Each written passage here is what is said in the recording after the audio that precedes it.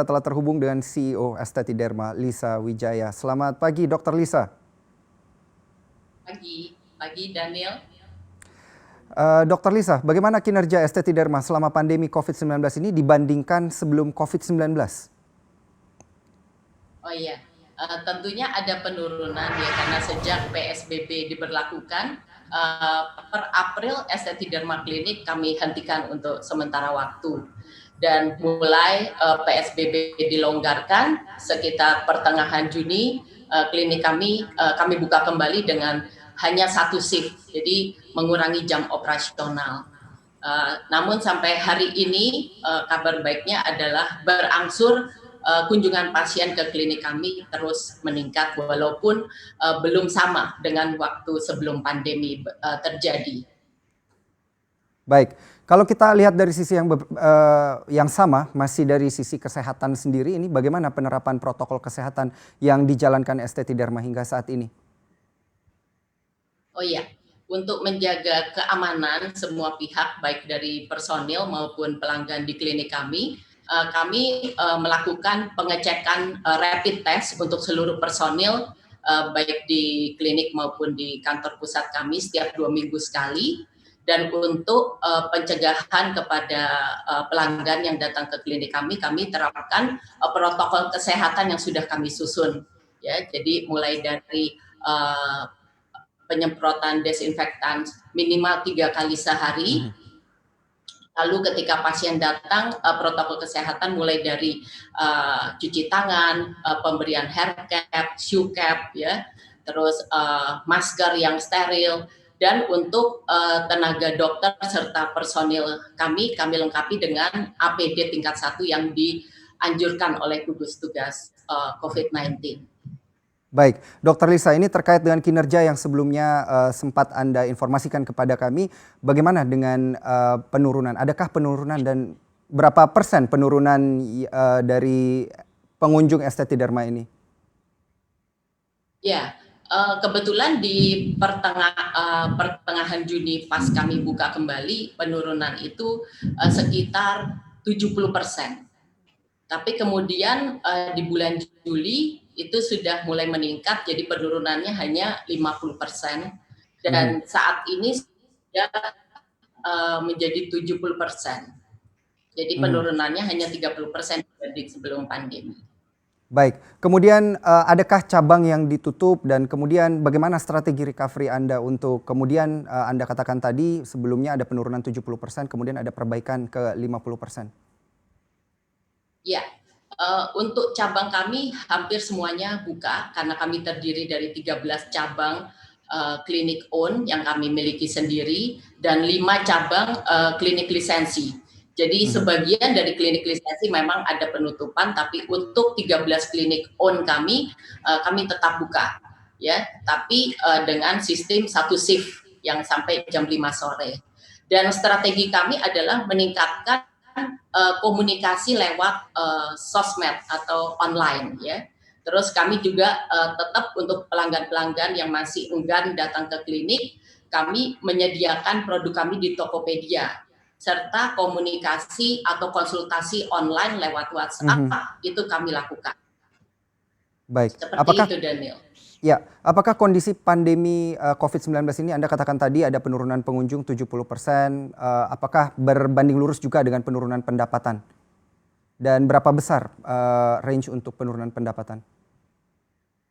Ya, bagusnya setelah di bulan Juli ini penurunan pendapatan sudah berkurang. Jadi penurunan terjadi sekitar 30% dibanding sebelum pandemi. Dibandingkan ketika di pertengahan Juni ketika kami buka itu terjadi penurunan 70% di awalnya, kemudian di Juli sudah meningkat sampai 50%-an dan sekarang kita lihat sudah meningkat kembali, jadi penurunannya Mhm. sekitar 30% saja.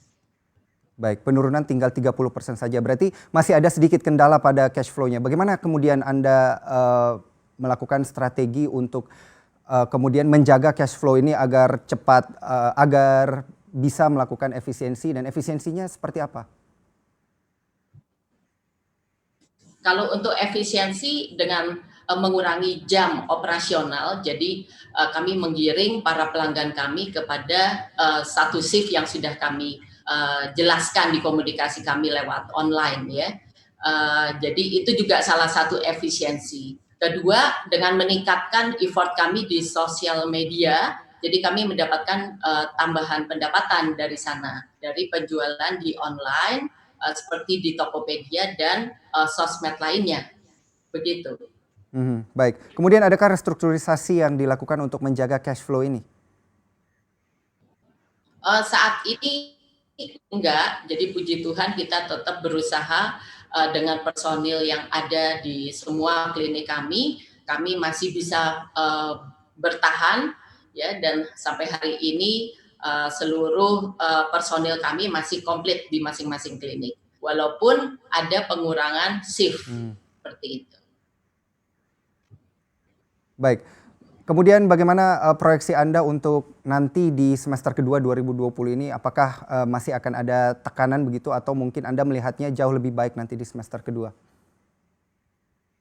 Ya, kebetulan di mulai Juli ke sini itu sudah menunjukkan peningkatan kembali, Daniel. Jadi saya lihat kebutuhan perawatan kecantikan ini sudah menjadi lifestyle yang tidak bisa ditinggalkan. Walaupun memang saat ini kita mengalami kesulitan baik di ekonomi maupun sosial ya, tapi kan seperti kita ya tetap harus ada meeting lewat Zoom dan sebagainya. Jadi penampilan tetap harus terjaga. Jadi saya percaya masyarakat Indonesia itu sangat memikirkan ya penampilan dan kesehatan kulitnya. Jadi walaupun di masa pandemi ini ternyata kebutuhan masyarakat untuk merawat kulitnya itu sangat tinggi, Daniel. Jadi saya optimis di semester kedua 2020 ini kita bisa kembali mendekati normal.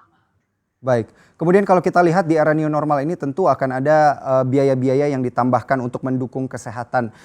Ini terkait dengan biaya operasi, Dr. Lisa, apakah akan ada pembengkakan nanti di semester kedua ini Anda melihatnya seperti untuk menambah kemudian alat-alat yang untuk mendukung kesehatan dan juga menekan penyebaran COVID-19?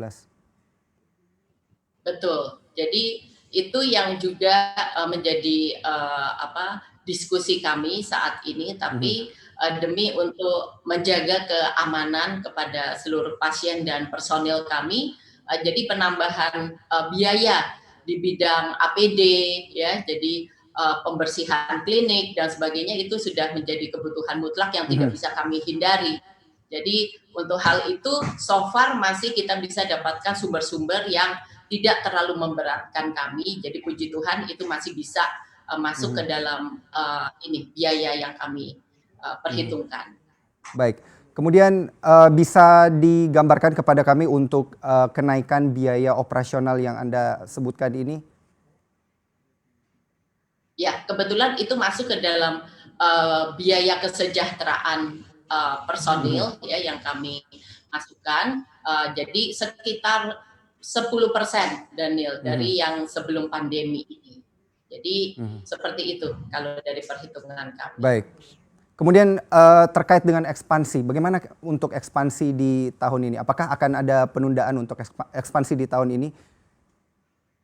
Ya, kalau untuk ekspansi sudah menjadi kesepakatan kami ketika di akhir Maret terjadi pandemi ini dan terjadi PSBB di mana-mana, sehingga ada rencana kami sebenarnya membuka di mall. Puji Tuhan belum kami jalankan, jadi sementara waktu kami tunda mungkin di tahun depan atau 2 tahun ke depan. Tapi kalau untuk inovasi produk serta jasa kebetulan sudah menjadi agenda kami. Jadi di tahun ini pula kita akan segera meluncurkan produk pengembangan dari skincare kami ya sekitar di 2 bulan ke depan kira-kira. Dan untuk pelayanan atau penambahan jasa juga sedang kami trial di klinik kami. Jadi nanti akan kita launching kemungkinan di 2021 karena kita terus melakukan inovasi dan pengembangan guna menambah efektivitas dari perawatan yang kami berikan di klinik. Baik, kemudian tantangan apa yang akan dihadapi Esteti Derma di era new normal ini, terutama dalam bidang industri bisnis klinik kecantikan?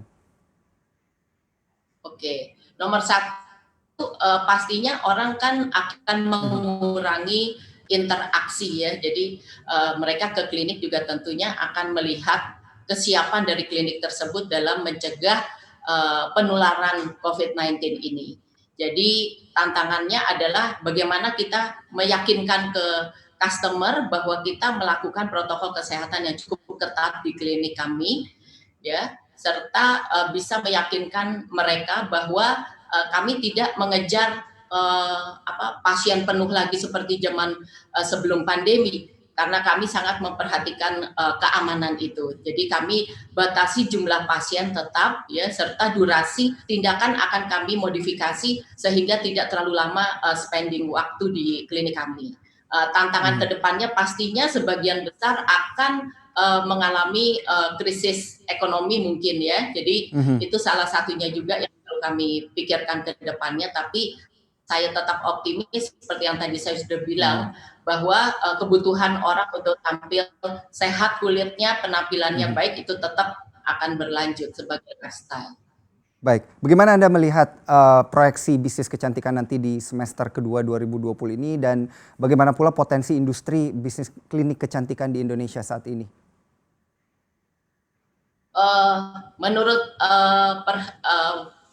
penglihatan saya saat ini, ya, tetap bisnis ini tetap menjanjikan karena kedepannya semua orang tetap mau tampil cantik, tampil bersih, tetap menjaga kulitnya, tetap sehat ya. Jadi ini satu lifestyle yang tidak akan berubah walaupun kita masuk ke masa new normal ini. Tapi tentunya semua jasa yang kami berikan itu nomor satu harus evidence based, karena orang nggak mungkin mau membuang-buang waktu tanpa hasil tentunya ya.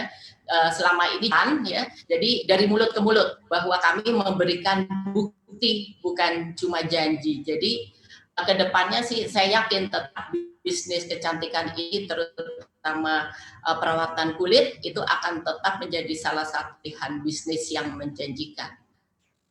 Baik, terima kasih atas penjelasan Anda dan juga statement dari Anda, CEO Esteti Derma Dr. Lisa Wijaya. Sukses selalu untuk Anda dan bisnis kecantikan.